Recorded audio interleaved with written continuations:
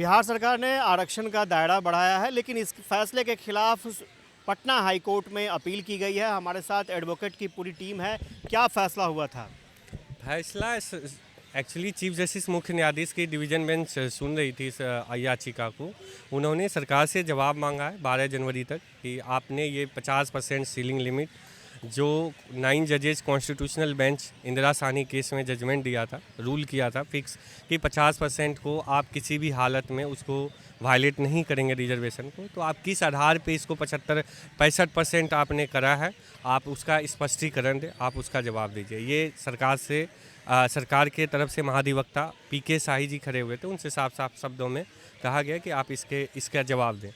क्या फिर आप लोगों ने स्टे लगाने की भी ये लगाने की गुहार की जो चीफ जस्टिस ने अभी इस फिलहाल बिना सरकार का जवाब, बिना सरकार का पक्ष जाने हुए फिलहाल इस पे अभी चीफ जस्टिस ने इनकार कर दिया। सरकार अपनी जीत मान रही है? अभी जो पहला ऐसा कुछ नहीं है, चूँकि ये कानूनी नियम है, आप बिना सुने सरकार की भी पक्ष है, चूँकि ये विधायकी जो लेजिस्लेटिव असेंबली है उससे पास हुआ एक एक्ट है। हमेशा जो है जो कोर्ट होती है, चूँकि ये लेजिस्लेटिव एक्ट है, रिलक्टेंट होती है फर्स्ट केस पे स्टे देने से, क्योंकि सरकार को भी अपना पक्ष रखना होता है, तो इसी वजह से।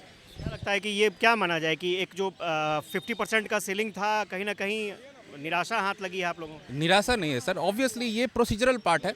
Let the government file it's counter के बाद हम लोग स्टे पे आर्गूमेंट करेंगे और डेफिनेटली हम लोग ये मान के चल रहे हैं कि ये हमारे लिए बहुत बड़ी जीत है। अभी हम मान के चल रहे हैं ये हमारे लिए बहुत बड़ी जीत है। अभी इसको जो है मीडिया अलग नैरेटिव से चलाए कि ये सरकार की जीत है, ऐसा कुछ भी नहीं है। उनके काउंटर फाइल होने के बाद हमारी स्टे जरूर सुनी जाएगी और हम स्टे पे जो है उसके बाद हमारे अपने आर्गूमेंट्स करेंगे, उस पर देखते हैं क्या होगा। और दूसरी बात बहुत ही स्पष्टीकरण के साथ मैं कह देना चाहता हूँ, हम एडवोकेट हैं, न्यूली एडवोकेट हैं, कहीं भी किसी भी पॉलिटिकल पार्टी से ना कोई एसोसिएशन है और ना ही चाहते।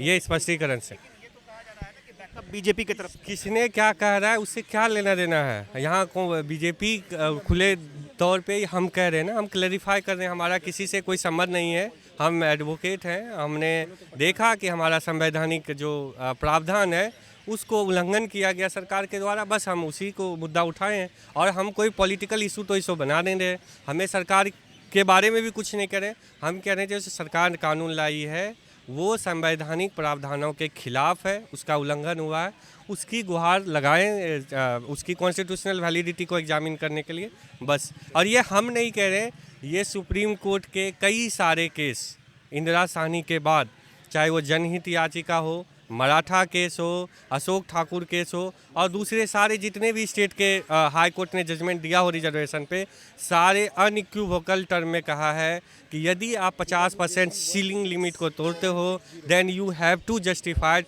Before the court, honourable high court और वेदर और supreme court, and you have to the act will be examined by the this constitutional court. सुना कि किस तरह की परिस्थितियां थीं और कोर्ट ने 12 जनवरी का समय दिया है सरकार को अपना पक्ष रखने का, लेकिन इस कानून पर रोक लगाने से कोर्ट ने साफ इनकार कर दिया है। कैमरा पर्सन आनंद के साथ आशुतोष चंद्र, न्यूज़ पटना।